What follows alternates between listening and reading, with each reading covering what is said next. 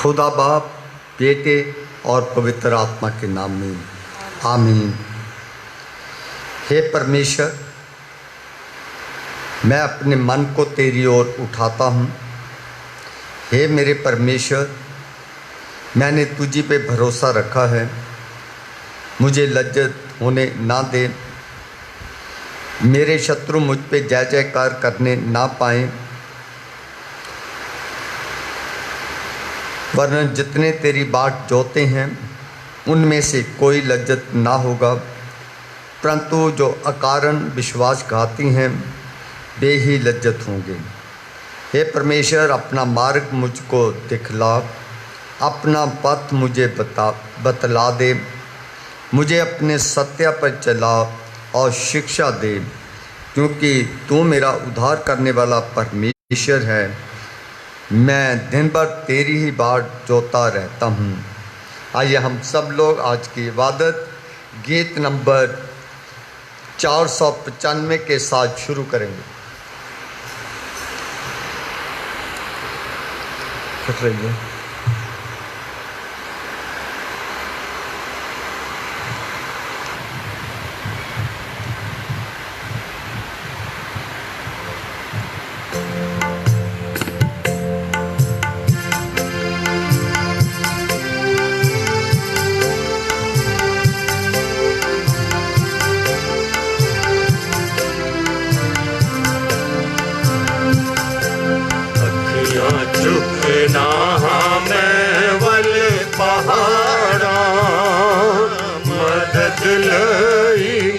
किसनू पुकारा, अखियाँ चुप ना मैं वल पहाड़ा, मदद लई मैं किसनू पुकारा। मेरी मदद नु रब आपी आया, मेरी मदद नु रब आपी आया, जिसने धरती आकाश बनाया, जिसने धरती आकाश बनाया। तेरे पैरां नू देवे खुलारा, मदद लई मैं किसनू पुकारा। अखियाँ चुप ना मैं वल पहाड़ा, मदद लई मैं किसनू पुकारा। तेरा राखा न कदी उंगलावे, तेरा राखा न कदी उंगलावे, तेरे रब नू नींदर भी ना आवे, तेरे रब नू नींदर भी ना आवे। इस्राएल दियां रखदा तारा, मदद लई मैं किसनू पुकारा। अखियाँ चुप ना मैं वल पहाड़ा, मदद लई मैं किसनू पुकारा। आपी तेरा यहोवा रखवाला, आपी तेरा यहोवा रखवाला, तेरे उत्ते ओछा करन वाला, तेरे उत्ते ओछा करन वाला। शुक्र हो सेदा हर दम गुजारा, मदद लई मैं किसनू पुकारा। अखियाँ चुप ना मैं वल पहाड़ा, मदद लई मैं किसनू पुकारा। दिन सूरज न तेनू सतावे, दिने सूरज न तैनू सतावे, राती चंद भी ना कुछ दुख पहुँचावे, राती चंद भी ना कुछ दुख पहुँचावे। खौफ खावेगा ना विच उजाड़ा, मदद लई मैं किसनों पुकारा, अखियां चुकना मैं वल पहाड़ा, मदद लई मैं किसनों पुकारा। तेरा रब तैनू आपी बचांदा, तेरा रब तैनू आपी बचांदा, सारी बदियां तो तैनू छुड़ांदा, सारी बदियां तो तैनू छुड़ांदा। तेरी जिंदगी दियां रखे उतारा, मदद लई मैं किसनू पुकारा, अखियां चुकना मैं वल पहाड़ा, मदद लई मैं किसनू पुकारा। तेरे राह विच यहोवा ताला, तेरे राह विच यहोवा ताला, सदा होवेगा तेरा रखवाला, सदा होवेगा तेरा रखवाला। मैं तेरे रब ही नू हर दम पुकारा, मदद लई मैं किसनू पुकारा, अखियां चुकना मैं वल पहाड़ा, मदद लई मैं किसनू पुकारा। कृपया बैठ जाइएगा। आइए दुआ करें। दुआ में भाई विंसेंट बलदेव हमारी रहनुमाई करेंगे।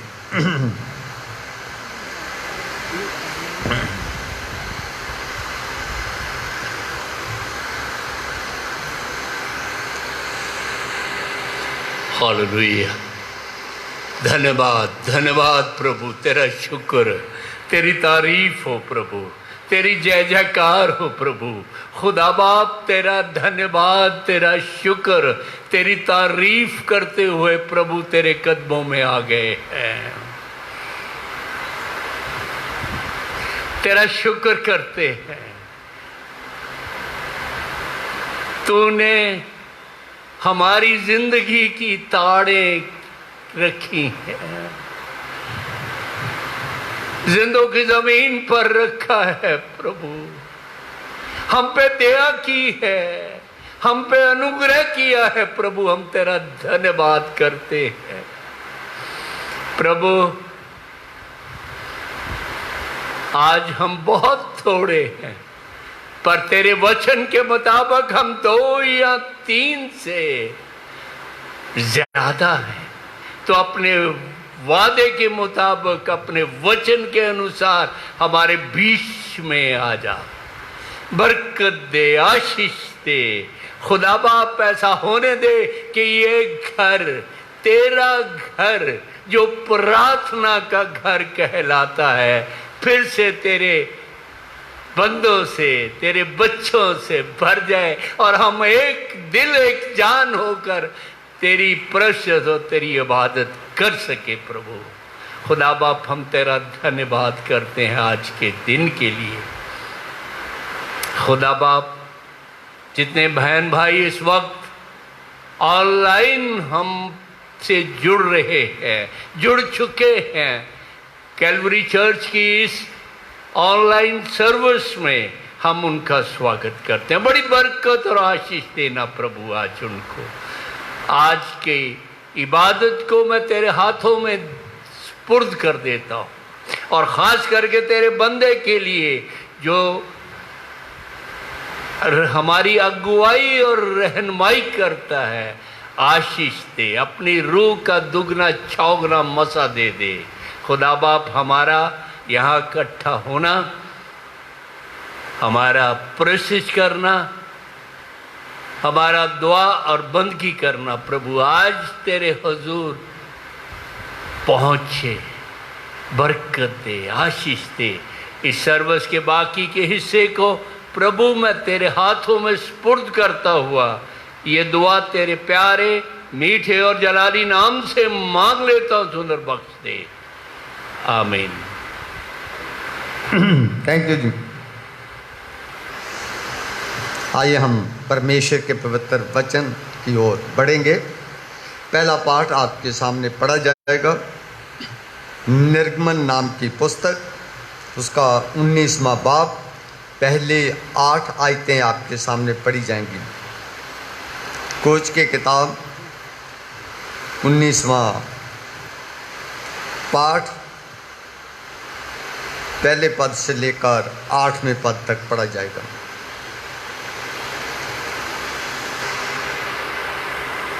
वचन में यूं लिखा है, इस्राएलियों को मिस्र देश से निकले हुए जिस दिन 3 महीने बीत चुके, उसी दिन वे सीनै के जंगल में आए।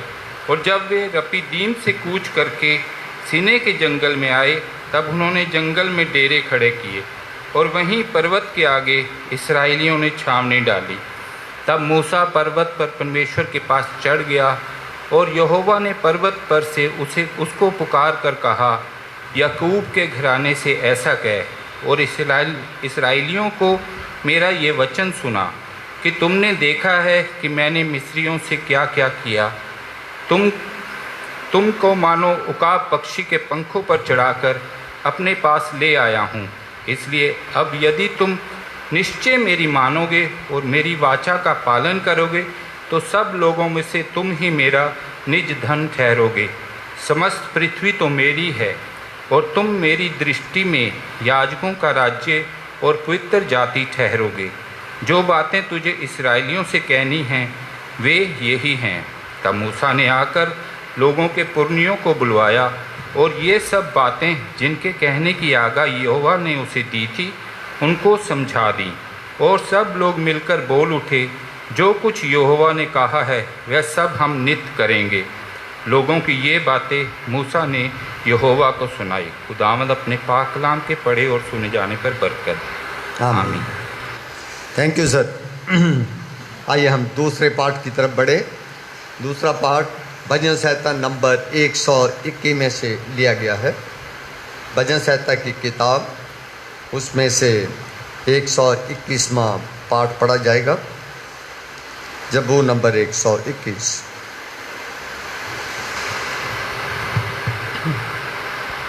मैं आपके सामने पढ़ूंगी भजन संहिता 121। मैं अपनी आंखें पर्वतों की ओर लगाऊंगा, मुझे सहायता कहाँ से मिलेगी। मुझे सहायता यहोवा की ओर से मिलती है, जो आकाश और पृथ्वी का करता है। वह तेरे पाँव को टलने न देगा, तेरा रक्षक कभी ना ऊँघेगा। सुन, इस्राएल का रक्षक ना ऊँघेगा और ना सोएगा। यहोवा तेरा रक्षक है, यहोवा तेरी दहनी और तेरी आड़ है। ना तो दिन को धूप से और ना रात को चांदनी से तेरी कुछ हानि होगी। यहोवा सारी विपत्ति से तेरी रक्षा करेगा, वह तेरे प्राण की रक्षा करेगा। यहोवा तेरे आने जाने में तेरी रक्षा अब से लेकर सदा तक करता रहेगा। आमीन। Thank you. आइए एक और पाठ सुनते हैं। इब्रानियों के पत्री 4 बाब, उसकी 14 आयत से लेकर पाठ के आखिर तक, और इसी के साथ 5वां पाठ, उसकी पहले 5 आयतें पढ़ी जाएंगी। इब्रानियों के पत्र उसका चौथा अध्याय 14 आयत से लेकर 5वें पाठ के 5वीं आयत तक पढ़ा जाएगा। इब्रानियों 4 उसकी 14 बाब के अंत तक और 5 बाब की 5 आयत तक कलाम में यूँ लिखा है, इसलिए जब हमारा ऐसा बड़ा याजक है जो स्वर्गों से होकर गया है, अर्थात परमेश्वर का पुत्र यीशु, तो आओ हम अपने अंगीकार को दृढ़ता से थामे रहें, क्योंकि हमारा ऐसा महायाजक नहीं जो हमारी निर्बलताओं में हमारे साथ दुखी ना हो सके, वरन वह सब बातों में हमारे समान परखा तो गया तो भी निष्पाप निकला। इसलिए आओ हम अनुग्रह के सिंहासन के निकट हियाव बांध कर चलें कि हम पर दया हो और वह अनुग्रह पाएं जो आवश्यकता के समय हमारी सहायता करे। बाब 5 से, क्योंकि हर एक महायाजक मनुष्यों में से लिया जाता है और मनुष्यों ही के लिए उन बातों के विषय में जो परमेश्वर से संबंध रखती है ठहराया जाता है कि भेंट और पाप बलि चढ़ाया करे, और वह अज्ञानों और भूले भटकों के साथ नरमी से व्यवहार कर सकता है, इसलिए कि वह आप भी निर्बलता से घिरा है। इसलिए उसे चाहिए कि जैसे लोगों के लिए वैसा ही अपने लिए भी पाप बलि चढ़ाया करे। ये आदर का पद कोई अपने आप से नहीं लेता, जब तक कि हारून के समान परमेश्वर की ओर से ठहराया ना जाए। वैसा ही मसीह ने भी महायाजक बनने की बड़ाई अपने आप से नहीं ली, पर उसको उसी ने दी जिसने उससे कहा था, तू मेरा प्रिय पुत्र है, आज मैं ही ने तुझे उत्पन्न किया है। ये परमेश्वर का पवित्र वचन है। इसके पढ़े और सुने जाने पर हम सबको आशीष मिले। आमीन।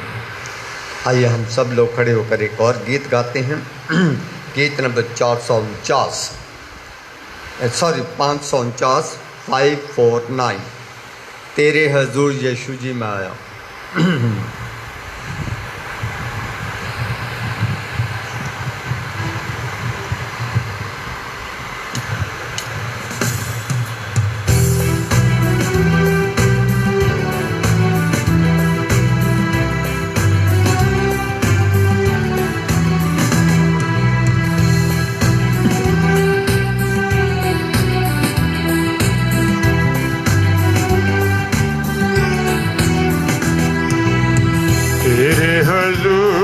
यीशु जी मैं आया, तेरे हजूर यीशु जी मैं आया।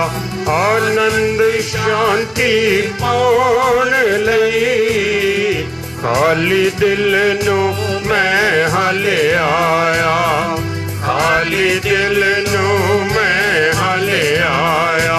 पाक रुदी भरपूरी पाउण लई तेरे हजूर यीशु जी मैं आया। खुलदा बूहा दिल दा, दिल विच मेरे आ, खुलदा बूहा दिल दा, दिल विच मेरे आ। तू है चानन इस दुनिया दा, दिल विच चानन ला। तू है चानन इस दुनिया दा, दिल विच चानन ला। हो के विराजमान जी तेरे हजूर यीशु जी मैं आया, तेरे हजूर यीशु जी मैं आया। आनंद शांति पाउण लई तेरे हजूर यीशु जी मैं आया। अपने नाल तो देना प्यार यीशु तू, खून अपने नाल तो देना प्यार यीशु तू। मैनू पवित्र करने वाला मेरा मालिक तू, मैनू पवित्र करने वाला मेरा मालिक तू, तू है मेहरबान जी।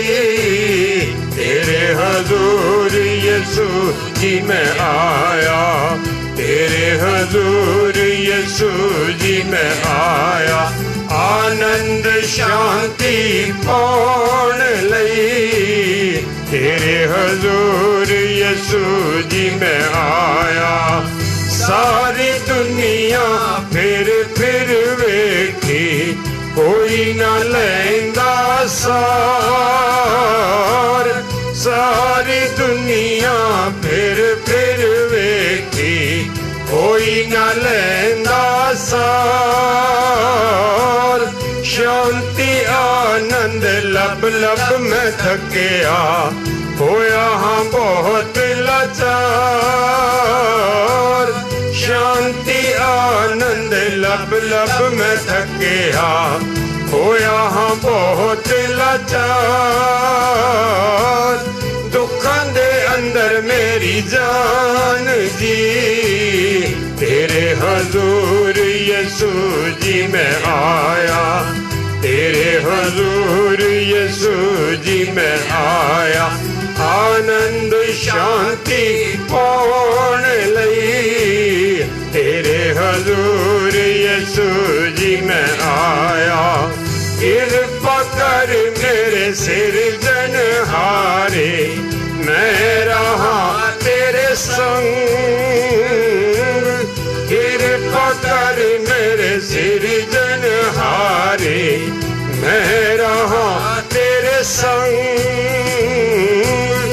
हरदम तेरियां सिफतां गा के सदा रहा प्रसन्न,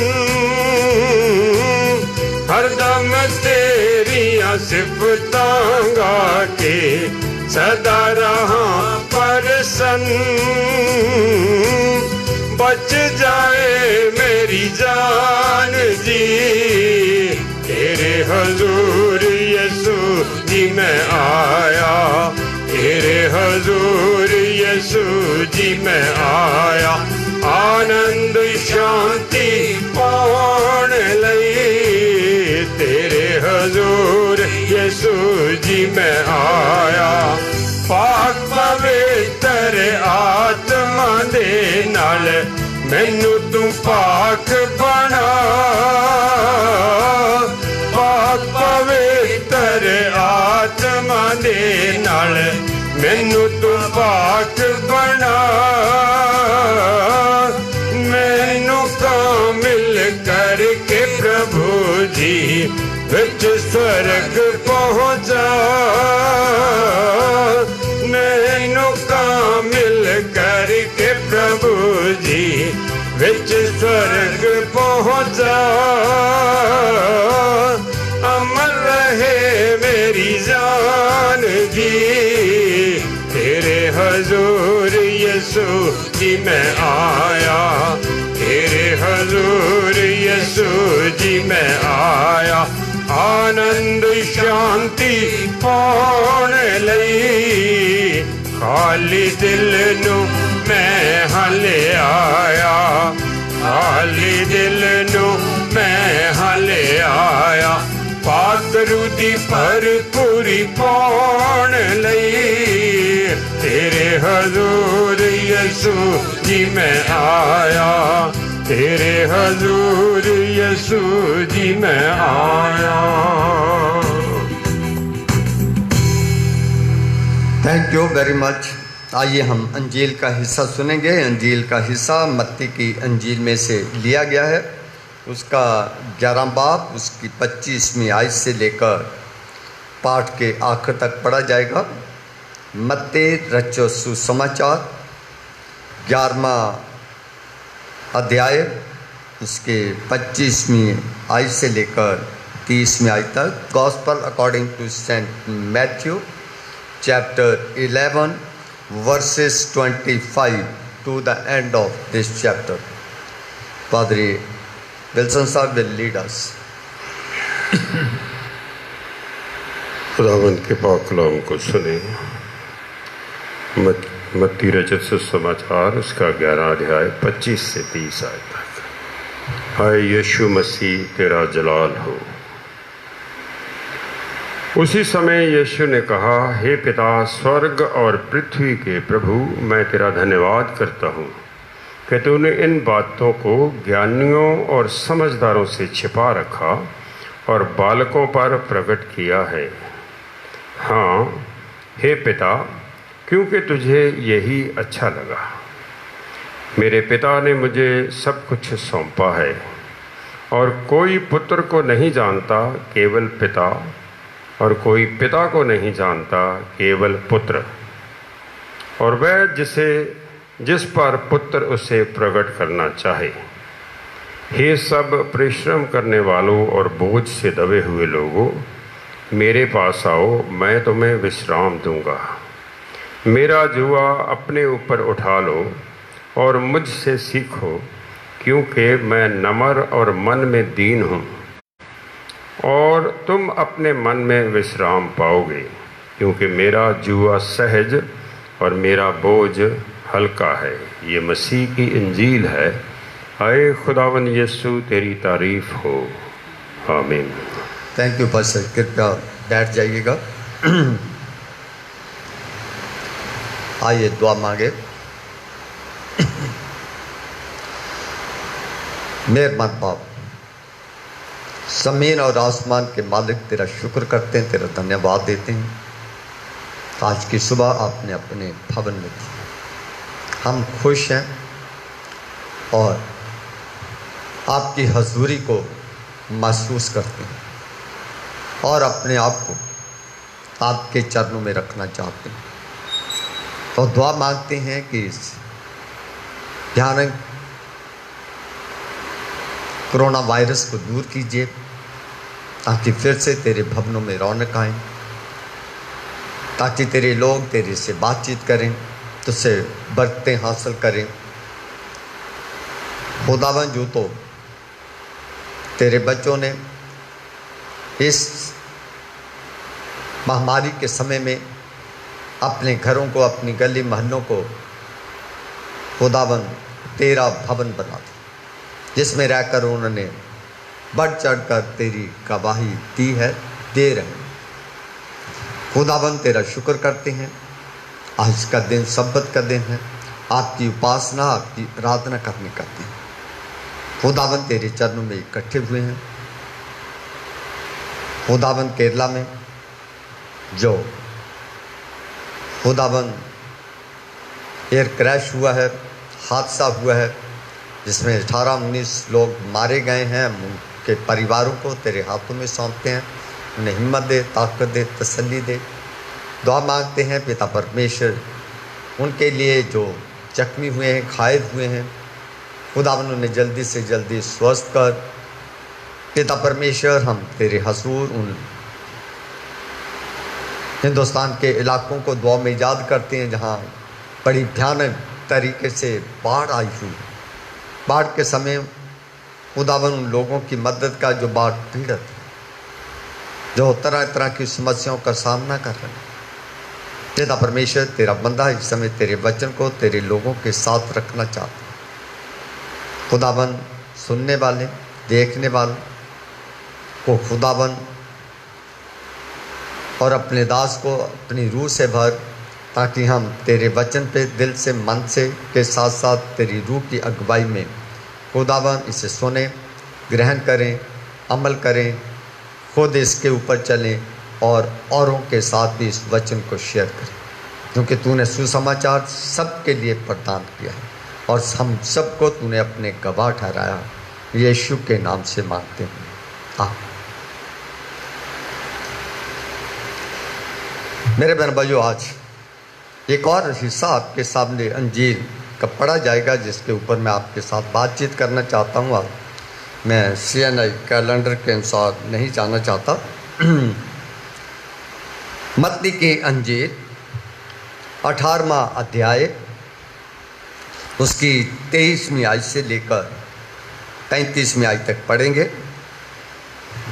मत्ती रचित सुसमाचार 18 बाब उसकी 23वें पद से।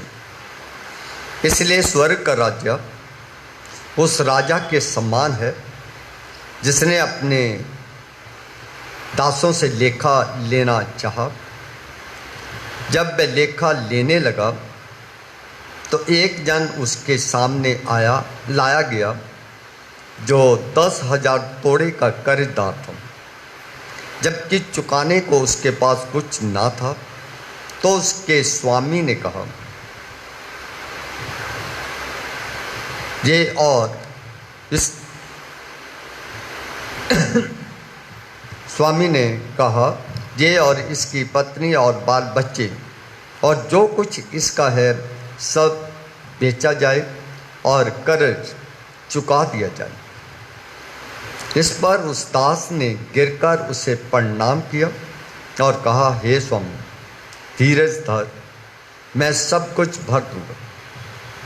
तब उस दास के स्वामी ने तरस खाकर उसे छोड़ दिया और उसका कर्ज भी क्षमा कर दिया। परंतु जब वह दास बाहर निकला तो उसके संगी दासों में से एक उसको मिला जो उसके 100 दिनार का कर्जदार था। उसने उसे पकड़कर उसका गला घूंटा और कहा, जो कुछ तुझ पर कर्ज है भर दे। इस पर उसका संगी दास गिरकर उससे विनती करने लगा, धीरज धर, मैं सब भर दूंगा। उसने ना माना, परंतु जाकर उसे बंदी गृह में डाल दिया कि जब तक कर्ज भर न दे तब तक वही रहे। उसके संगी दास ये जो हुआ था देखकर बहुत उदास हुए और जाकर अपने स्वामी को पूरा हाल बता दिया। तब उसके स्वामी ने उसको बुलाकर उससे कहा, हे दुष्ट दास, तूने जो मुझसे विनती की तो मैंने तेरा वह पूरा कर्ज क्षमा कर दिया। इसलिए जैसे मैंने तुझ पर दया की, वैसे ही क्या तुझे भी अपने संगी दास पे दया करना नहीं चाहिए था? और उसके स्वामी ने क्रोध में आकर उसे दंड देने वालों के हाथ में सौंप दिया कि जब तक वह सब कर्ज भर न दे तब तक उनके हाथ में रहें।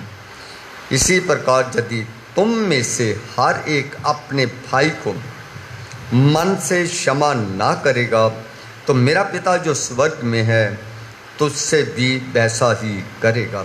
जहाँ पर अंजील का हिस्सा समाप्त होता है।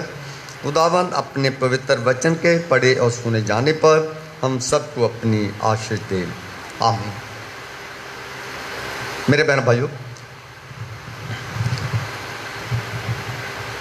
आज का वचन जो आपके सामने पढ़ा गया, ये प्रभु यीशु मसीह ने एक तमसील दी है, एक उनके सामने पैराबल पेश किया है कि परमेश्वर का राज्य, यानी परमेश्वर की सल्तनत एक राजा के समान होगी।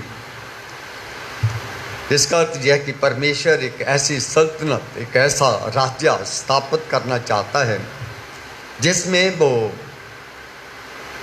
उन लोगों को लेके जाना चाहते हैं जिनको प्रभु यीशु मसीह अपने वचन के अनुसार तैयार करने आए थे।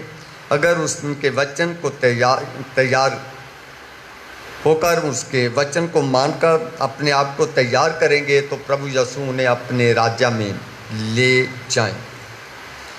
जो उनके वचन के अनुसार नहीं चलेंगे वो अपने राज्य में नहीं लेके जाएंगे, पर वो लेके जरूर जाएंगे, पर शैतान के राज्य में उसे डाल देंगे। पर उस राज्य में शामिल होने के लिए एक कंडीशन है, उसके वचन को मानकर अपने आप को परमेश्वर के सामने उस राज्य के में जाने के योग्य ठहराने के लिए एक उन्होंने कंडीशन लगाई है। वो इस तमसील के द्वारा उन्होंने बताने की कोशिश की गई है कि परमेश्वर का राजा उस राजा के समान है जिसने अपने दास से लेखा लेना चाहा उसमें से एक दास उसके पास लाया गया जिसने उस राजा का जो अपने स्वामी का 10,000 तोड़े का कर्ज देना था। मानिए 10,000 तोड़े का कर्ज कितना होता है? उस समय के मुताबिक 23 किलो चांदी के बराबर था। कर्ज उसने जो देना था वो 23 किलो चांदी के बराबर देना था।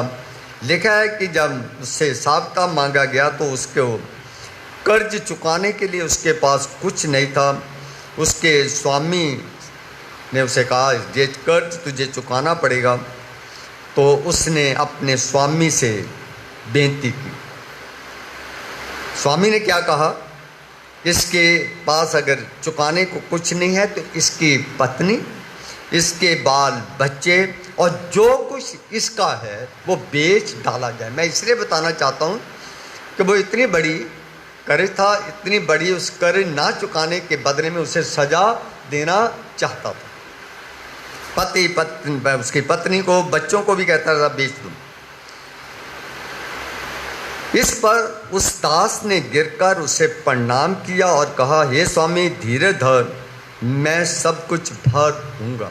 पर उसने जल्दी से अपने स्वामी के पांव पकड़ लिए और उससे बेनती की कि थोड़ा मुझे समय दीजिए, वक्त दीजिए, मैं सब कुछ आपका कर्ज भर दूंगा। तब उस दास ने लिखा हुआ कि फरियाद सुनी गई। स्वामी ने लिखा हुआ है कि उसके ऊपर तरस खाकर उसे छोड़ दिया और उसका कर्ज भी क्षमा कर। ये नहीं कहा कि बाद में देना, उस पर तरस खाया और उसको छोड़ भी दिया, पर उसको ये भी कहा कि तुम्हारा कर्ज क्षमा कर दिया गया, क्योंकि तूने पश्चाताप किया है, तूने माफ़ी मांगी है, तूने वादा किया है, तूने मेरे से मुझे दिलासा दिया है। आगे लिखा है, परंतु जब वही दास जिसका 10,000 तोड़े का कर्ज माफ़ किया गया था, जब वो अपने स्वामी के घर से बाहर आता है तो उसके संगी दासों में से एक दास ऐसा था जिसका कर्ज माफ़ किया गया था, उसका 100 लिखा हुआ है कि कर्ज उसका संगी दास उसको मिला जो उसको 100 दिनार का कर्जदार था। 100 दिनार किसके मुताबिक एक दिन की उस समय मजदूरी के समान था। आज भी अगर इस्राइल में जाए तो एक दिनार की जो कीमत है वो $1 के बराबर 120-130 रुपए के करीब है। उसका कर्ज कितना था? 10,000 तोड़े था। इसका कर्ज कितना है? 100 दिनार है, सिर्फ एक दिन की मजदूरी के बराबर था। उसने उसे पकड़कर उसका गला घोटा और उससे कहा, जो तुझ पे मेरा कर्ज बनता है आज ही भर। इस पर उसके संगी दास ने गिरकर उससे विनती करने लगा, धीरे धर, मैं सब भर दूंगा। यही बातें उसने अपने स्वामी से कही थी, धीरे धर, मैं सब कुछ तेरा भर दूंगा। और यही उसका संगी दास उसे कहता है, 100 दिन जिसका दिनार देने वाला, वो भी कहता है, धीरे धर, मैं तेरा सब कर्जा भर दूंगा। लिखा है उसने ना माना, परंतु जाकर उसे जेल में डाल दिया और कहा, जब तक ये अपना कर्ज ना भर दे तब तक इसे जेल में रहना होगा। जब ये बातें हो गई, उसे जेल में डाल दिया गया। तो जो बाकी राजा के जो स्वामी के दास थे, सर्वेंट थे, उनको ये बहुत बुरा लगा कि इसका कर्ज स्वामी ने 10,000 माफ़ किया है, इसने अपने साथी का 100 दिनार कर्ज भी माफ़ नहीं किया। तो उन्होंने जाके स्वामी को बता दिया और स्वामी ने उसे बुलाया और उसे क्या कहा, हे दुष्ट दास, उसे बहुत बड़ा खिताब दिया, हे दुष्ट दास, तूने जो मुझसे विनती की तो मैंने तेरा पूरा कर्ज माफ़ कर दिया। इसका अर्थ यह कि जब आप और मैं किसी के सामने विनती करते हैं तो उस विनती की कदर आप और मैं करें ना करें, पर परमेश्वर आपकी मेरी दुआओं की कदर करता। तो उसने कहा कि मैंने तेरी विनती की कदर की, पर तूने किसी की विनती की कदर ना की। आगे लिखा है, हे दुष्दास, तूने मुझसे विनती की तो मैंने तेरा पूरा कर्ज क्षमा कर दिया। इसलिए जैसे मैंने तुझ पे दया की थी, वैसे ही क्या तुझ में भी अपने संगी दास पे दया करनी नहीं चाहिए थी। तो कर्ज माफ़ करने का अर्थ यह है, जहाँ किसी को माफ़ कर देने से पहले इंसान के मन में दया आती है, माफिया। जब तक आपके मेरे मन में दया नहीं आएगी, आप, और दया का मतलब होता है डरना, परमेश्वर से दूसरे की कदर करना, तब तक आप किसी को माफ़ नहीं कर सकते। इसका मतलब इसीलिए उसे दुष्ट कहा गया कि तेरे मन में जो उसने विनती की थी, तूने उसकी विनती की कदर नहीं की, उसकी बेइज्जती की है, इसीलिए तूने उसके साथ बुरा व्यवहार किया। तो स्वामी उसे क्या कहता है, और उसके स्वामी ने क्रोध में आकर उसे दंड देने वालों के हाथ में सौंप दिया कि जब तक वह सब कर्ज भर न दे तब तक वह उनके हाथ में रहे। तो पहले तो वो बच गया जेल जाने से, अब वो फंस गया, और लिखा कि जब तक ये कर्ज ना भर दे, अब वो जेल में रहेगा, कर्ज कैसे भरेगा, सारी जिंदगी रहेगा ना। तो इसका अगर वो उस समय जब उसका कर्ज माफ़ हुआ, उसको उसके स्वामी ने माफ़ी दी, तो उसके संगी साथी का कर्ज भी माफ़ करना चाहिए था और उसको क्षमा भी करना चाहिए थे। इसलिए आखिर में प्रभु यीशु मसीह ने क्या कहा, इसी प्रकार यदि तुम में से हर एक अपने भाई को मन से क्षमा ना करेगा, तो मेरा पिता जो स्वर्ग में है तुमसे भी वैसा ही करेगा। अगर आप और मैं किसी को मन से, दिल से क्षमा करते हैं, पर क्षमा उसी को करेंगे जो आपसे मुझसे क्षमा मांगता। अगर परमेश्वर क्षमा कर सकता है तो आप और मैं कौन होते हैं। और आपको और मुझे जो हमारा खुदावंद यीशु मसीह, उसने बहुत बड़ी शिक्षा दी, और प्रभु यीशु मसीह की इसी शिक्षा का एक बहुत बड़ा हिस्सा है जिसने बहुत सारे लोगों को मसीह यीशु में के पास लाने में बहुत बड़ी मदद की है। वो ये है, हे पिता इन्हें माफ़ कर, क्योंकि ये नहीं जानते कि ये क्या करते हैं। माफ़ी देने वाला इंसान जब समझ पाता है कि माफ़ी देने से क्या मिलता है, जब माफ़ी देने से हम परमेश्वर के सामने क्या करते हैं, तब तक कोई माफ़ी नहीं दे सकता है। तो मैं आज आपके सामने रखना चाहता हूँ कि हमारे खुदावंद यीशु मसीह ने हमें माफ़ी का संदेश तो दिया है, पर यही नहीं कि उस पर अमल करना है, पर इस संदेश के बारे में आपको और मुझको ये कहा है कि इस संदेश को सारी दुनिया में फैलाना। तो मेरे पादी साहब मेरी मदद करेंगे वचन पढ़ने में। तो आइए हम चलते हैं लूका की अंजील 24वां बाब, उसकी 47 और 48 में आयत में देखते हैं कि जिस प्रभु यीशु मसीह ने हमें माफ़ी का संदेश दिया है, जिसने सलीब पे अपने दुश्मनों को माफ़ किया था, उसी प्रभु यीशु मसीह ने आपको और मुझे माफ़ी का प्रचार करने का संदेश भी दिया है। इसका मतलब यह है कि माफ़ी का जो आपकी मेरी ज़िंदगी में और प्रभु यीशु मसीह की शिक्षा का एक बहुत कीमती हिस्सा है, जिससे मैं बाद में बताऊंगा कि हमें क्या क्या फ़ायदे माफ़ी देने से, माफ़ी मांगने से मिलते हैं। लूका की अंजील 24वां बाब, उसकी 47 और 48 में आई।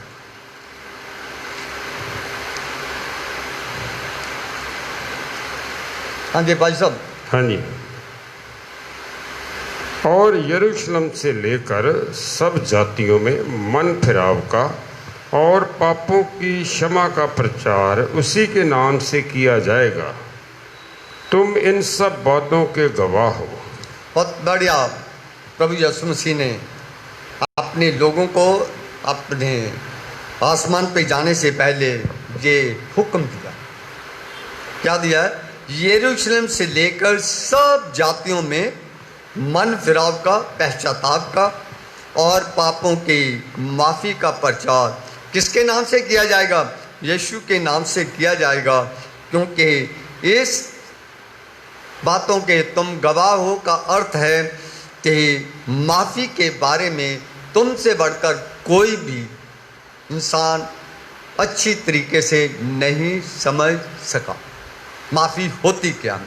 तो आज मैं आपके साथ माफ़ी के बारे में बताना चाहता कि माफ़ी है क्या चीज़, व्हाट इज़ फॉरगिवनेस, माफ़ी क्या चीज़ होती है और माफ़ी की अहमियत क्या है, आज आपके साथ मैं शेयर करना चाहता हूँ। माफ़ी पर प्रभु यीशु ने इतना जोर क्यों डाला? माफ़ी मांगना भी आसान बात नहीं और ना ही माफ़ करना इतना आसान। किसी से माफ़ी मांगना भी इतने आसान नहीं है और किसी को माफ़ करना भी इतना आसान नहीं। इसीलिए हम कह सकते हैं हमारा खुदावन असंभव को संभव और संभव को असंभव कर सकता है। इसीलिए हम कहते हैं खुदावन यीशु मसीह हमारा उद्धारकर्ता, हमारा मुक्तिदाता है, वो कुछ भी आपके या मेरे लिए कर सकती हैं। ये माफ़ी दिल से, मन से, आत्मा और भावनाओं से जुड़ी होती।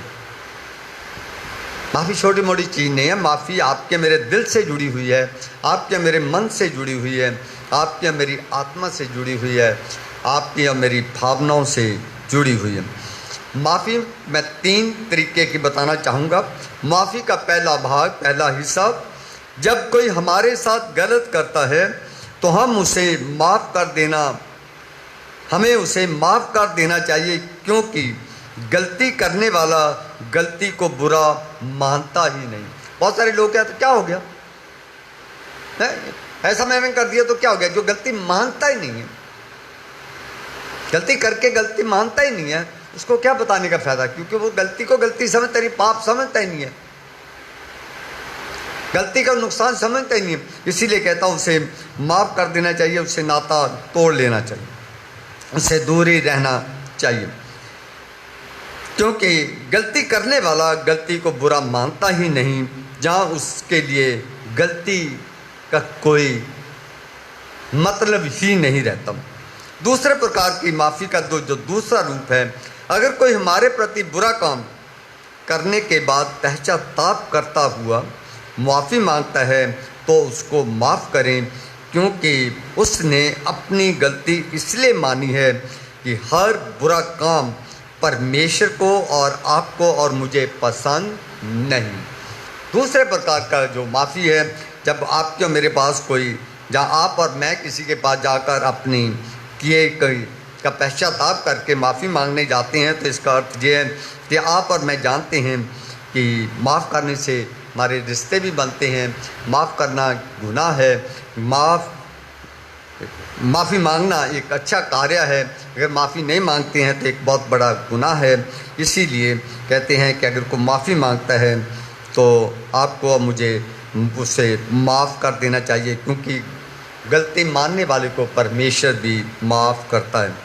माफ़ी का तीसरा रूप है, हमें माफ़ करना है, क्योंकि माफ़ी हमें परमेश्वर की ओर से एक हुक्म के रूप में मिली है। It is A commandment of God. Forgiveness जो है, माफ़ी जो है, परमेश्वर की ओर से हमारे लिए एक हुक्म है, आदेश है, मतलब कंपल्सरी है हमारे लिए। जब परमेश्वर की शिक्षा का हिस्सा है तो हमें इसे मानना है। और प्रभु यीशु ने, मैंने अभी जो लूका के इंजील में से पढ़ा, उसकी तरफ से उसने हुक्म दिया, दुनिया में जाओ और सबको सुसमाचार भी सुनाओ और साथ ही गुनाहों की माफ़ी का प्रचार भी यीशु के नाम से करूं। माफ़ी हमें परमेश्वर से जोड़ने और आपस में जोड़ने में बहुत बड़ा योगदान निभाती।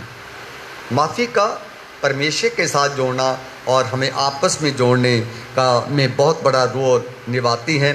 ये परमेश्वर का मानव जाति के लिए एक बहुत बड़ा वरदान है। माफ़ी एक बहुत बड़ी आशीष है, बहुत बड़ी ब्लेसिंग है, अगर आप और मैं माफ़ी को समझते हैं, क्योंकि आप और मैं परमेश्वर के सामने भी गुनाहगार होते हैं। हमने परमेश्वर के प्रति भी बहुत सारे गुनाह किए होते हैं। अगर वो आपको और मुझे माफ़ करता है, आपसे मुझसे रिश्ता जोड़ता है, तो हम अपने संगी साथियों के साथ, जिनके साथ हमारे मन मुटाव या कई तरह के गिले शिकवे होते हैं, उन्हें माफ़ करना चाहिए। जब परमेश्वर आपको मुझे माफ़ कर सकता है तो हमें भी एक दूसरे के साथ माफ़ करना चाहिए। इसीलिए बाइबल ये कहती है कि माफ़ी आपके मेरे लिए एक बहुत बड़ा वरदान है। It is a gift from God that we should spread around. we can stop forgiving other when Christ stop forgiving us. माफ़ी तब आप और मैं देना लोगों को बंद कर सकते हैं जिस दिन परमेश्वर आपको और मुझे माफ़ करना छोड़ दे। माफ़ी क्यों है, इसका महत्व क्यों? Why forgiveness is necessary? Why it is so important? ये क्यों जरूरी है, इसका महत्व क्यों है, ये बहुत आपकी और मेरी ज़िंदगी का एक महत्वपूर्ण हिस्सा क्यों है? आप और मैं जानते हैं पुराने नियम में कई प्रकार के बलिदानों की चर्चा की गई है। उनके साथ ये भी कहा जाता था कि बलिदान के द्वारा उनको माफ़ी मिलती थी, पर पुराने नियम का ये भी सिद्धांत था कि जो कोई पाप करेगा वो मारा जाएगा। टिट फॉर टैट था उसमें का सिद्धांत था। पर उनमें कुर्बानी जो है माफ़ी के लिए पशु और जानवरों के बलिदान देने से, उनके लहू बहाने से और उनका पशुओं का लहू बहाने का जो चिन्ह होता था वो उनकी माफ़ी के इवज़ का हर्जाना भरती थी, जिससे इंसान के गुनाह माफ़ समझे जाते थे। पर पुराने नियम की माफ़ी में और नए नियम की माफ़ी में भी अंतर है। मैं वो आपके सामने रखना चाहता हूँ, इसलिए मैं कह रहा हूँ पुराने नियम में देखते हैं कि जो माफ़ी थी वो पशु पक्षी के जानवरों का लहू किसी गुनहगार इंसान के लिए बहाया जाता था, तब उनके गुनाहों की माफ़ी का चिन्ह माना जाता था। पर पुराने नियम में हम ये भी जानते हैं कि उनकी माफ़ी तो उनके कारण मिल जाती थी, पर माफ़ी थोड़े दिनों की मिलती थी कि बचा हुआ ज़िंदगी का हिस्सा वो इंसान जी सकता था। जो इंसान पुराने नियम में पशु पक्षी जानवरों का बलिदान देकर उनके को बचाया जाता था, उसमें क्या होता था, उनका जीवन तो बच जाता था, कुर्बानी माफ़ी का कारण तो बन जाता था, जिससे उनको बचा हुआ जीवन जीने के लिए मिल जाता था। पर उसे हमेशा की माफ़ी जो हमें परमेश्वर के स्वर्गीय राज में लेके जा सकती है, वो उनमें जिक्र नहीं किया जाता। सिर्फ दुनिया में रह के ही उनके माफ़ी दी जाती थी। नए नियम में भी हम प्रभु यीशु के बलिदान का मकसद समझते हैं और पाते हैं हमको इसमें पूर्ण तौर पे माफ़ी मिली है, पर हमेशा की माफ़ी हमें दी गई। मसीह यीशु के नाम से जब आप और मैं किसी को माफ़ करते हैं, जब प्रभु यीशु के नाम से आप और मैं माफ़ी मांगते हैं, तो उससे हमारे परमेश्वर के साथ रिश्ते भी बनते हैं। अगर एक दूसरे के गुनाहों की माफ़ी देते हैं, उसके साथ भी रिश्ते हमारे बनते हैं। पर उस माफ़ी आगे की ज़िंदगी अगर हम नहीं गुनाह करते हैं तो आपके मेरे लिए स्वर्ग के दरवाजे भी खुल जाते हैं। फिर पाप नहीं करना प्रभु यीशु के द्वारा दी गई कुर्बानी हमेशा के जीवन को देने के लिए भी थी और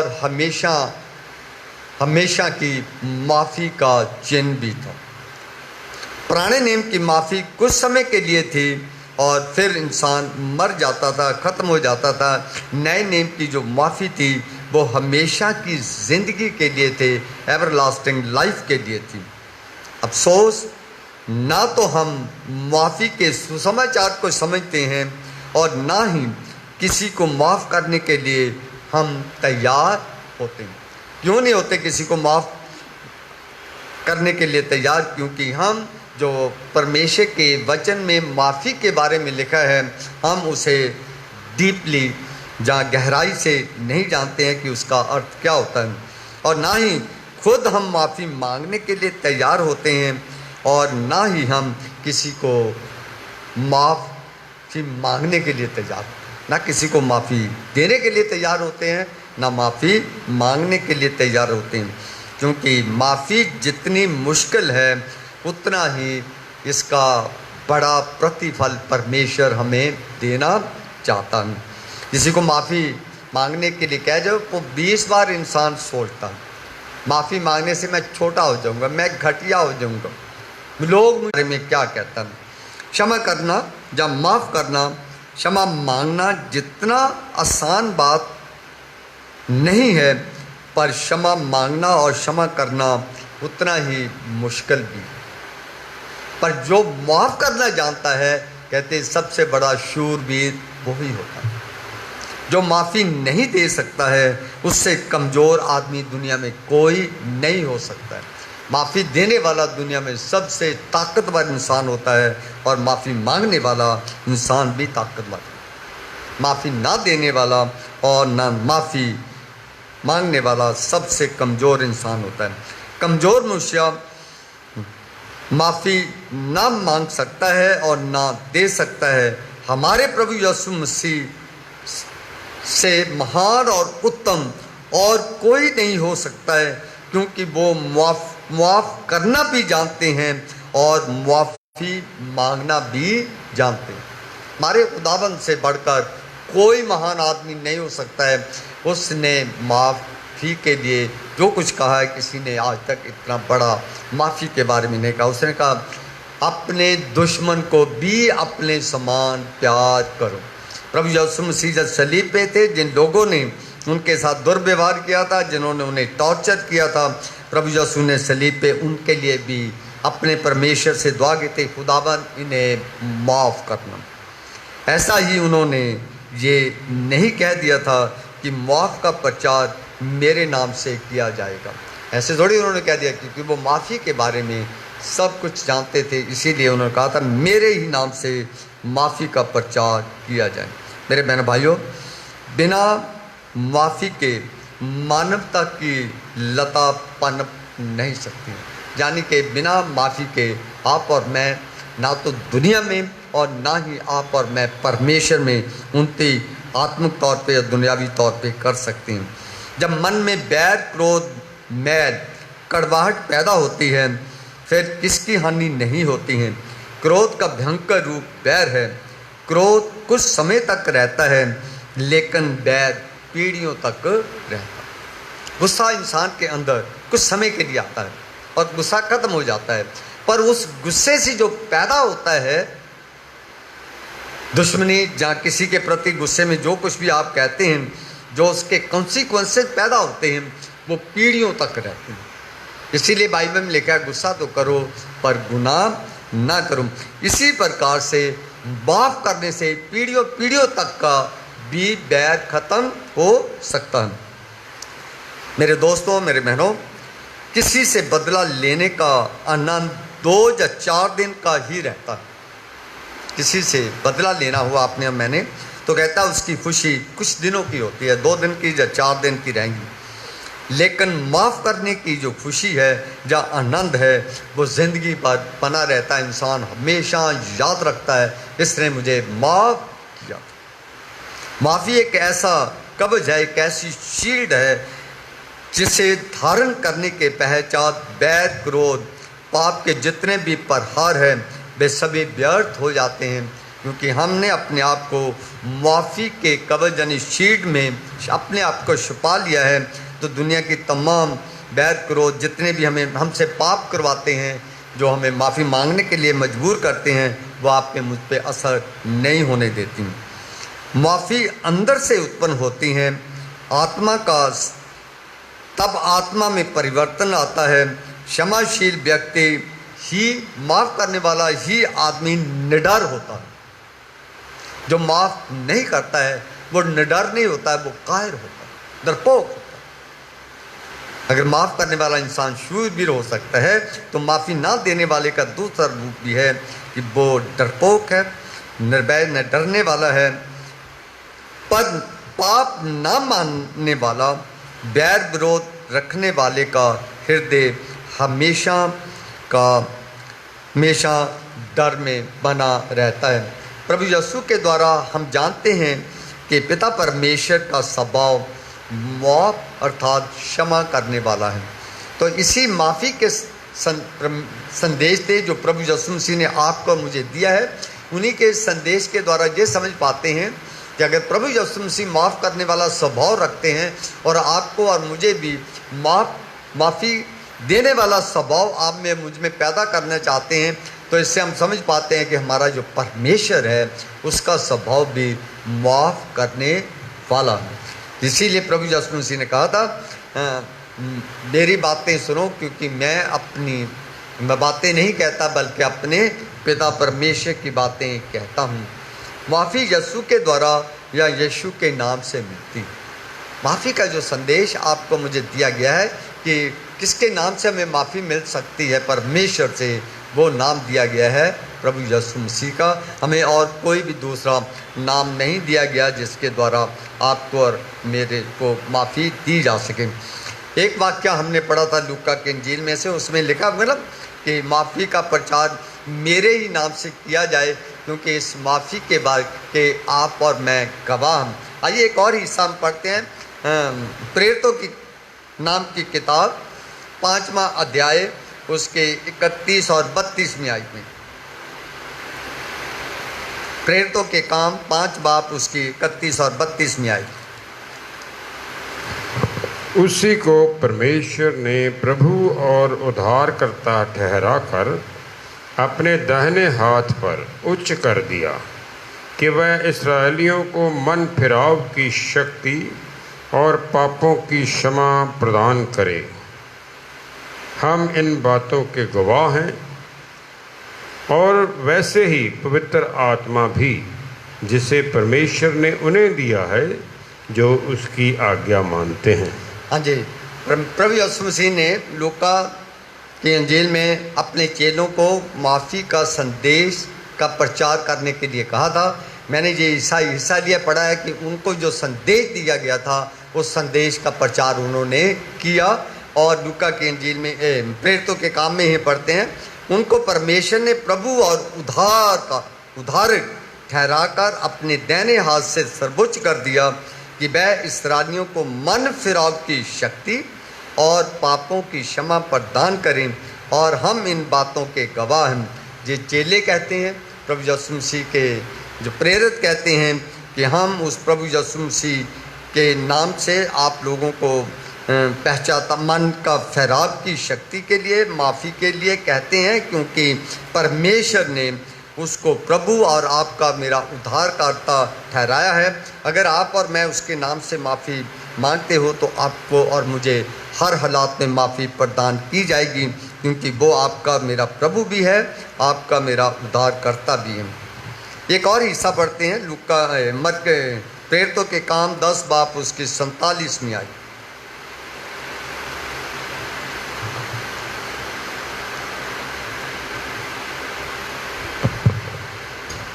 हाँ जी। क्या कोई जल को रोक सकता है? नहीं, 10 बाब प्रेरितों के काम 10 बाब 47 में आई। प्रेरितों के काम 10 बाब और 47।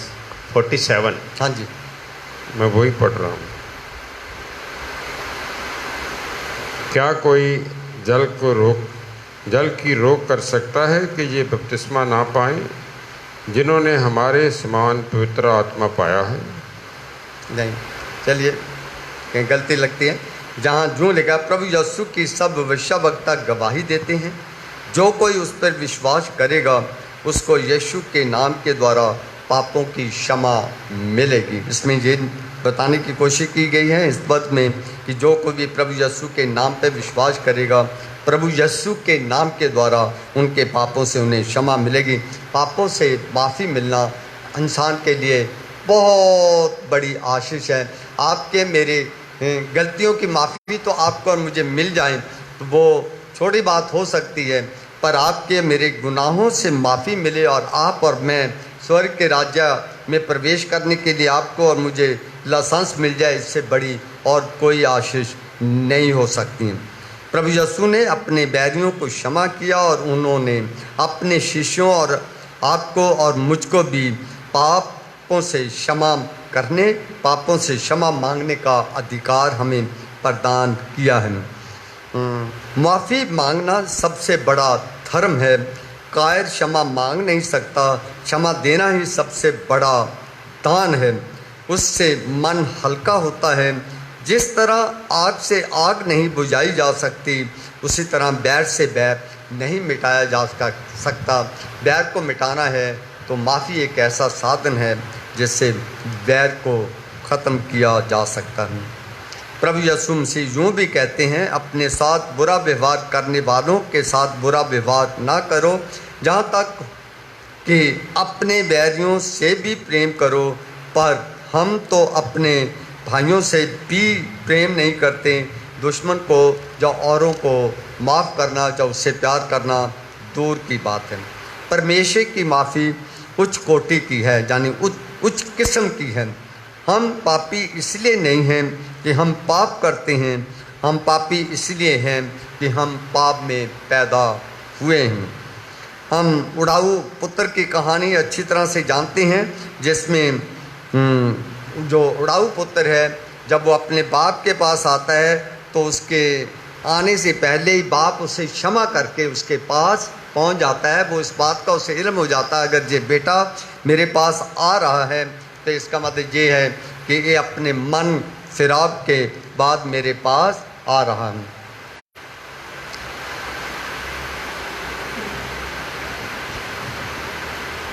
प्रभु यीशु ने आपको और मुझे एक प्रार्थना करनी सिखाई है, जिस प्रार्थना को हम अक्सर हर इबादत के बाद दोहराते हैं। जैसे हम प्रभु की प्रार्थना कहते हैं, मत्ती की इंजील 6 बाब में पाई जाती है। उसकी 12 आयत में लिखा है, जिस प्रकार हमने अपने अपराधियों को क्षमा किया है, वैसे ही तुम ही हमारे अपराधों को क्षमा कर।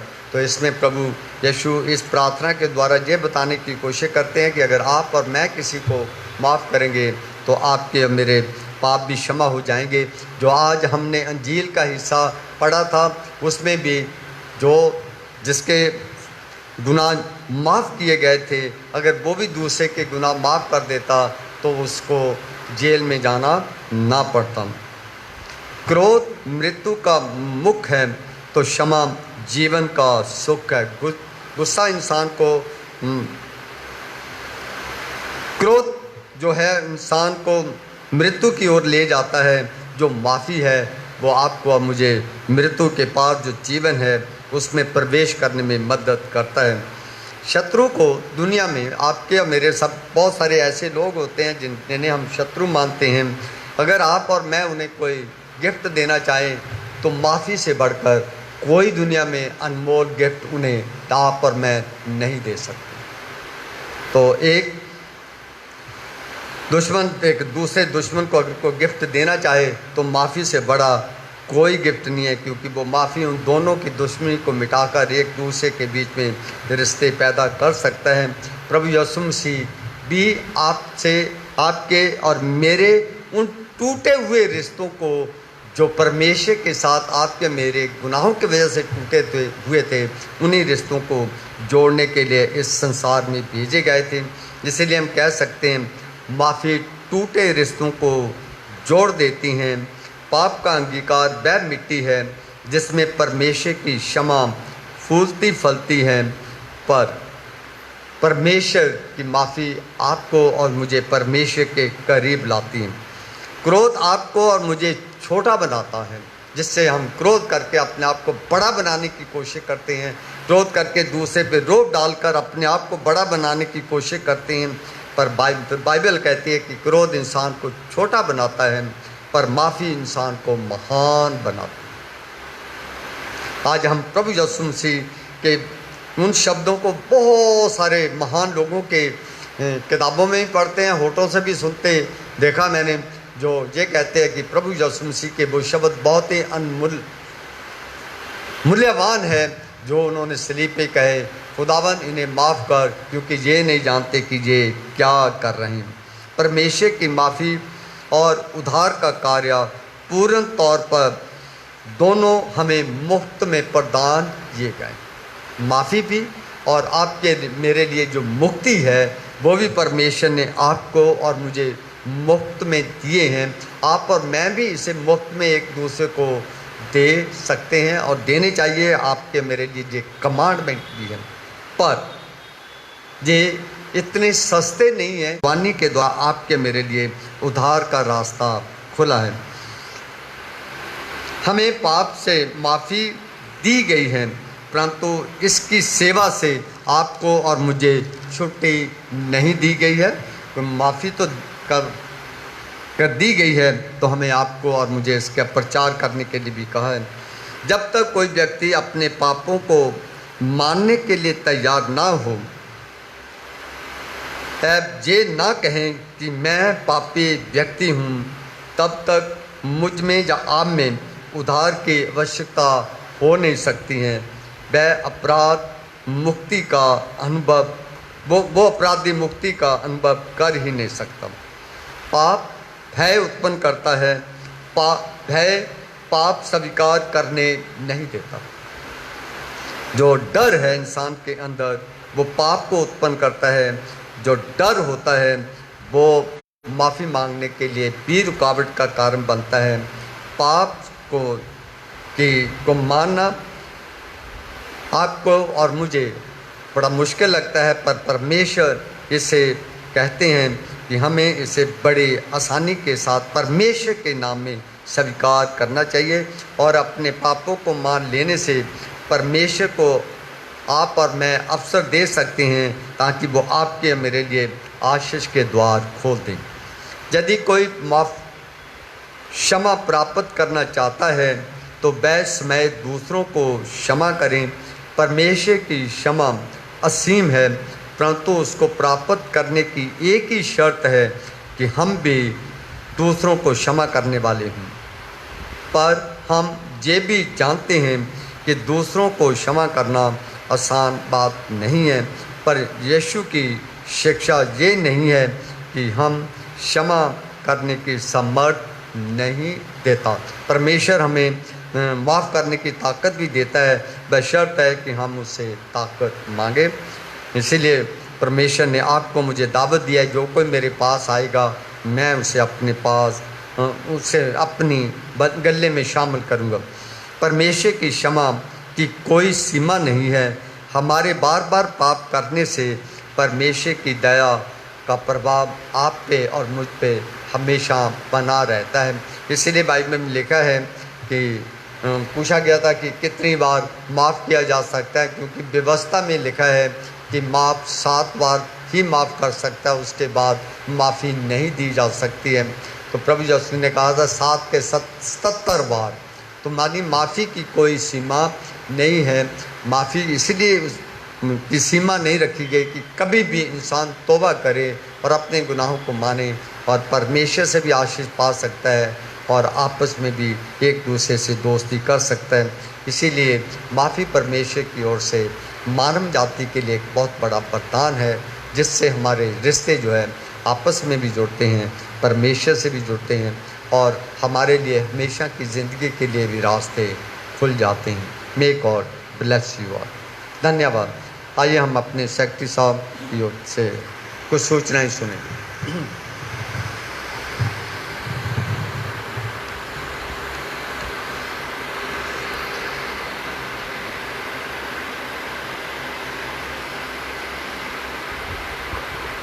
कैलवरी चर्च लुधियाना की ऑनलाइन सर्विस में मैं आप सबका स्वागत करता हूं और आपका धन्यवाद करता हूं। इस वक्त आप हमारे साथ जुड़े हुए हैं और ख़ास करके मैं वेलकम करता हूं कर्नल नोवेन क्रिस्टोफर का, जो काम के सिलसिले में कुछ देर के लिए विदेश गए थे और उन्होंने जनवरी फरवरी में वापस आ जाना था, लेकिन हालात बिगड़ते चले गए। फ़्लाइट्स वगैरह बिल्कुल अवेलेबल नहीं थी और 5-6 महीने की जद्दोजहद के बाद, काफ़ी इंतज़ार करने के बाद वो 3 अगस्त को लुधियाना पहुंच गए हैं। मैं उनका स्वागत करता हूं। WFCS की मीटिंग आने वाले बुधवार को 5:30 बजे चर्च ऑफिस में होगी। अजीज़ों, मैं उन सब भाई बहनों को जिनके आज और आने वाले हफ्ते में बर्थडेज हैं बधाई देना चाहता हूँ। अपनी कलीसिया की ओर से, अपने पासबान की ओर से आप सबको ये बर्थडे मुबारक हो। और इसी तरह जिन भाई बहनों की वेडिंग एनिवर्सरीज है मैं उनको भी मुबारकबाद देना चाहता हूँ। आज और आने वाले हफ्ते में वेडिंग एनिवर्सरीज हैं। अजीज़ों, हमारे कुछ बहन भाई बीमार हैं।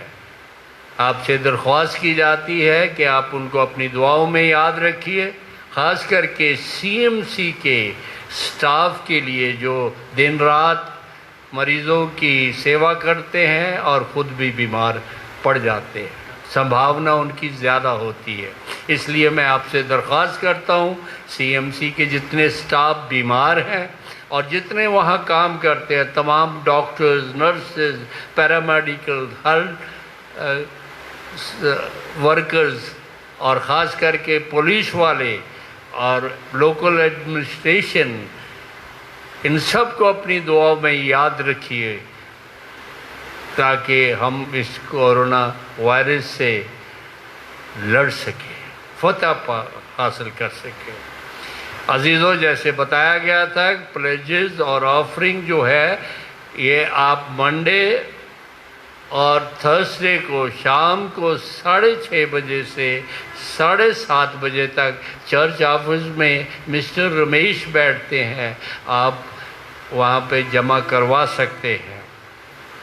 और ये भी बताया गया था कि हम वाइली चैपल के जो समय है उसको हमने बढ़ा दिया है, सुबह 5 से 6 और फिर 7 से 8:30 बजे तक सुबह, और शाम को 5 से 7 बजे तक आप यहाँ पर आके प्रार्थना कर सकते हैं। और एक बार फिर मैं आप लोगों को मेंबरशिप के लिए जो हमने फ़ैसले किए हैं दोहरा देना चाहता हूँ कि एडवांस प्लेजेस सिर्फ 3 महीने के लिए ही आप लोग दे सकते हैं। ड्यूअल मेंबरशिप एक्सेप्ट नहीं की जाएगी कैलवरी चर्च में, और न्यू मेंबरशिप और रिन्यूअल मेंबरशिप 500 रुपीज़ लगेंगे, और जिनकी मेंबरशिप डिसकंटिन्यूड हो जाती है उनको नया प्लेज नंबर दिया जाएगा, और जिन्होंने 2 साल तक प्लेज मनी नहीं दी है उनके नाम काट दिए जाएंगे। धन्यवाद। तो सर जी चाहिए दुआ में जाएंगे, पादी साहब दुआ में हमारी रहनुमाई करेंगे।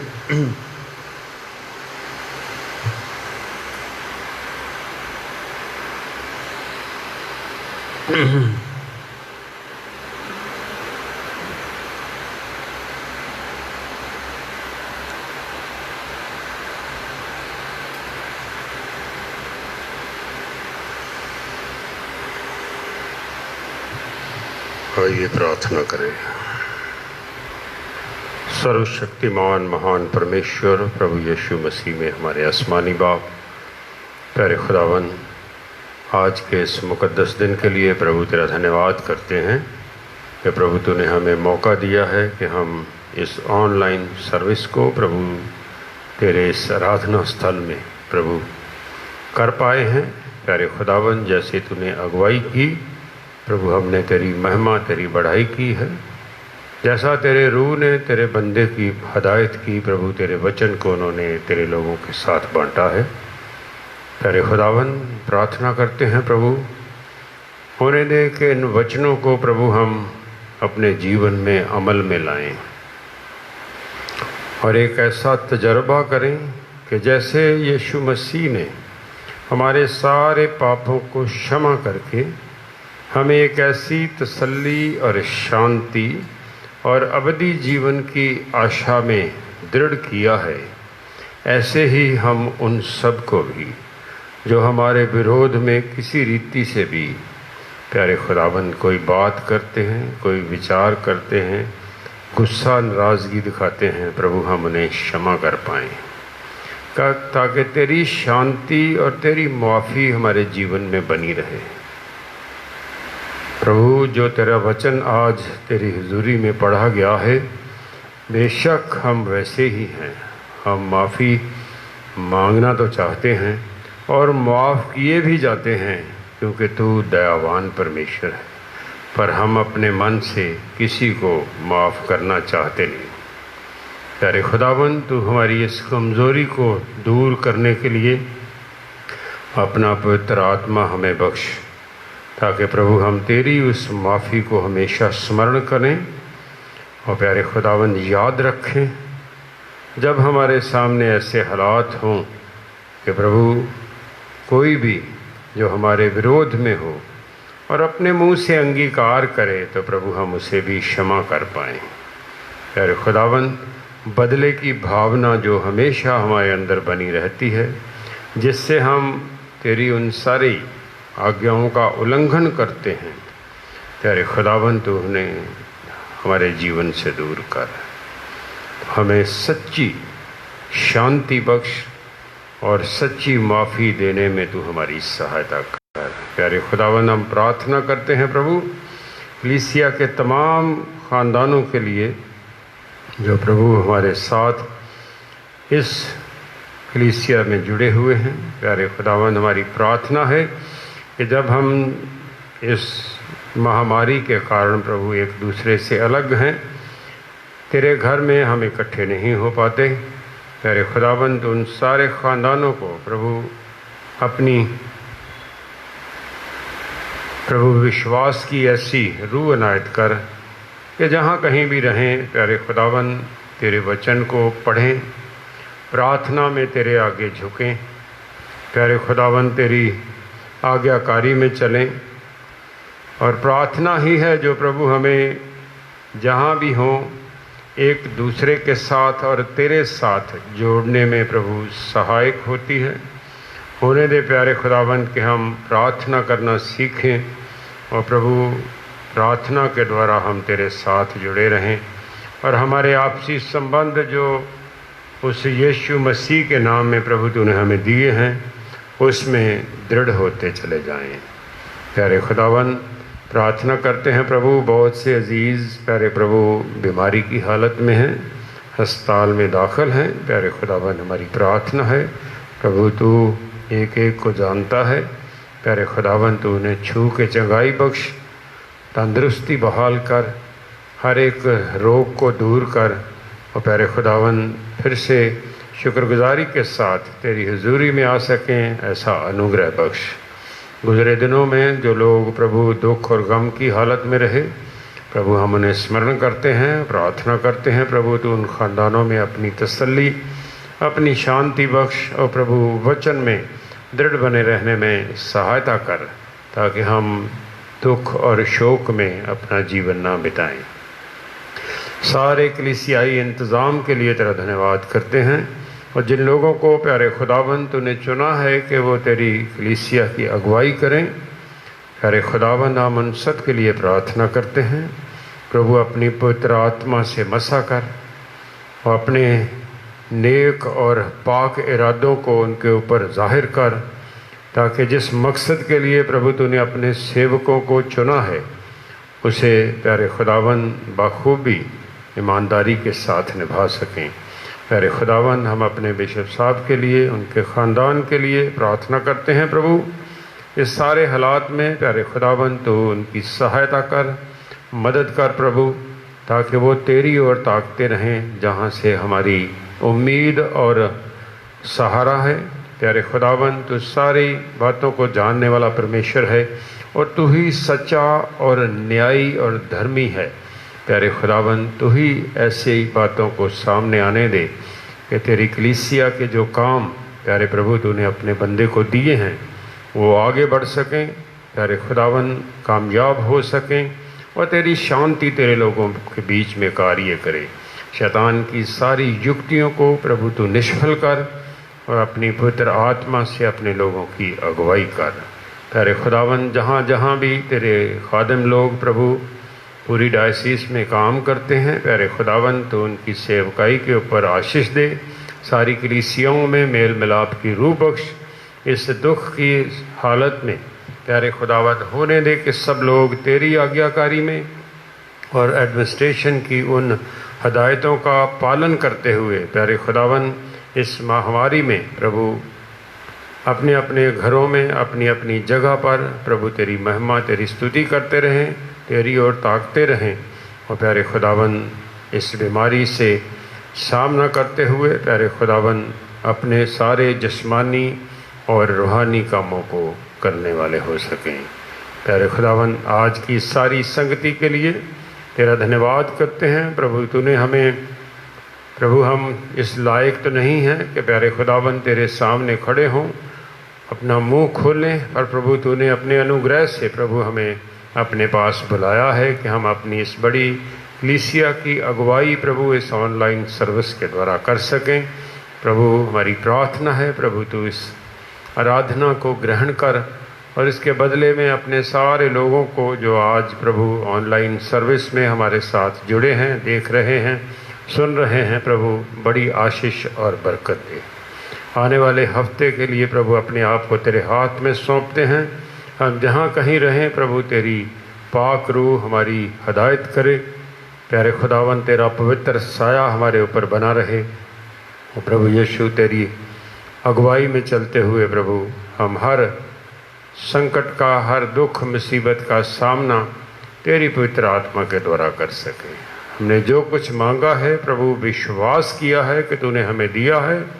अगर कुछ गलती हुई तो प्रभु क्षमा कर, मांगने में कमी रही तो प्रभु अपने पवित्र खजाने से बख्श, यीशु मसीह के नाम से आमीन।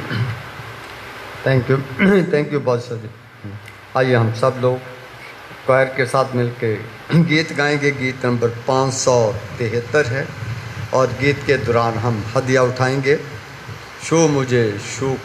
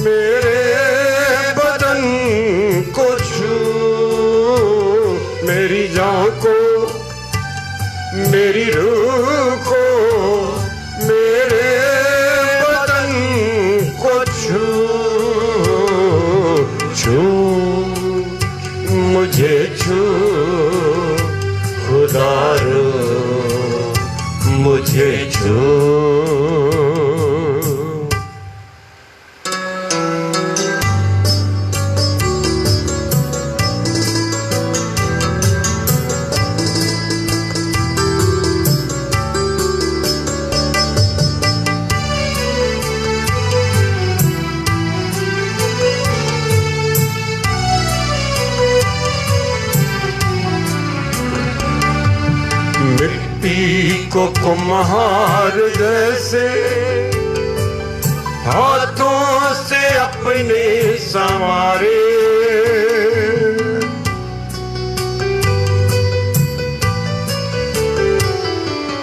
मिट्टी को कुम्हार जैसे हाथों से अपने संवारे, यूं ही कलामे खुदावन गूंथे हमें और निखारे, यूं ही कलामे खुदावन गूंथे हमें और निखारे।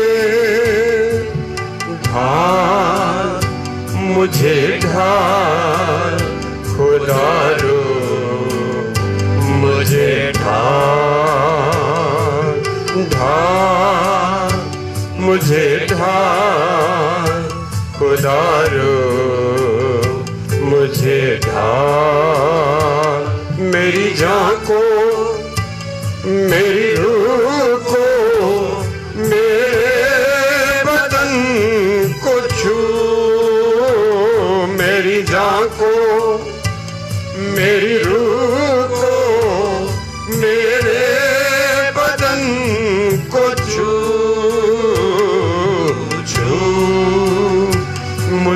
छू, खुदा रो मुझे छू।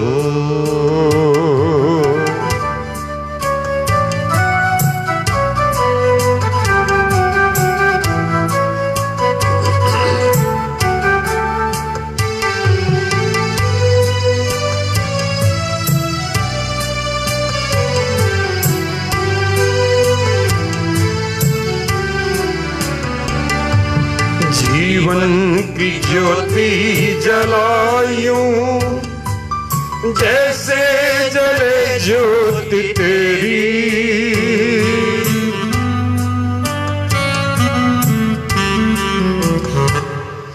जीवन की ज्योति जलायूं, जैसे जले ज्योति तेरी।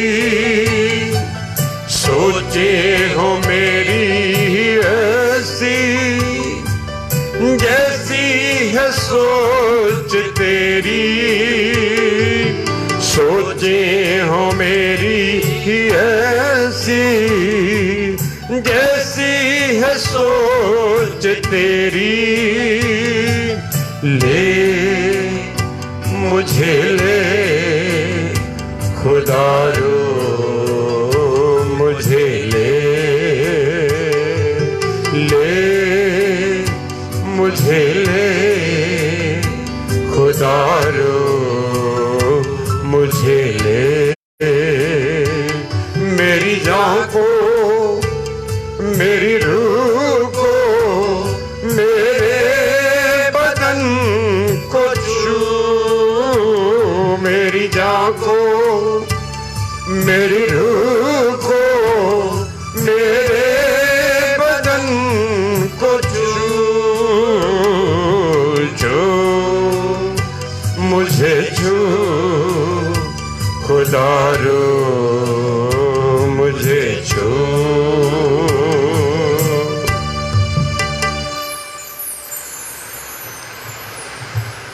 दुआ मांगे। मेहरबान बाप, तेरा शुक्र करते हैं, तेरा धन्यवाद देते हैं। खुदावन तेरे घर में इकट्ठे होकर टूटे फूटे शब्दों में तेरी महिमा कर पाएँ।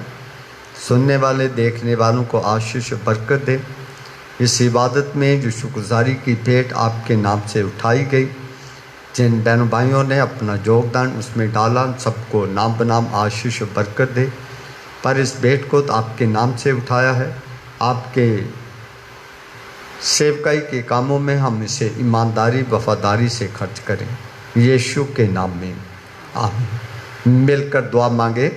ऐ हमारे बाप जो तू आसमान पर है, तेरा नाम पाक माना जाए, तेरी बादशाहत आए, तेरी मर्जी जैसे आसमान पे पूरी होती है ज़मीन पर भी हो। हमारे रोज़ की रोटी आज हमें दे, जैसे हम दूसरे के कसूरों को माफ़ करते हैं, आप हमारे कसूरों को माफ़ करें। हमें आजमाइश में न पड़ने दे, बल्कि बुराई से बचा, क्योंकि बादशाहत कुदरत और जलाल हमेशा तेरे हैं आमीन। अब हमारे खुदावंद यीशु मसीह का अनुग्रह, परमपिता परमेश्वर का प्यार और पवित्र आत्मा की शफकत हम सबों के साथ अब से लेकर हमेशा तक होता रहे आमीन। धन्यवाद। खुदा आप सबको बरकत दे। एक सूचना है, सेक्रेटरी साहब देना चाहते हैं। मैं धन्यवाद करना मांगता हूँ। प्रीति हमारी बेटी जो है जर्मन में है, उन्होंने शुक्रगुजारी के तौर पर 2000 रुपया चर्च के कामों के लिए दिया है। हम उनका धन्यवाद करते हैं और दुआ करते हैं खुदा उनको बड़ी बरकत दे, आशीष दे और अपनी पनाह अपनी हिफाजत में वहाँ पर रखे। धन्यवाद। हाँ जी, थैंक यू।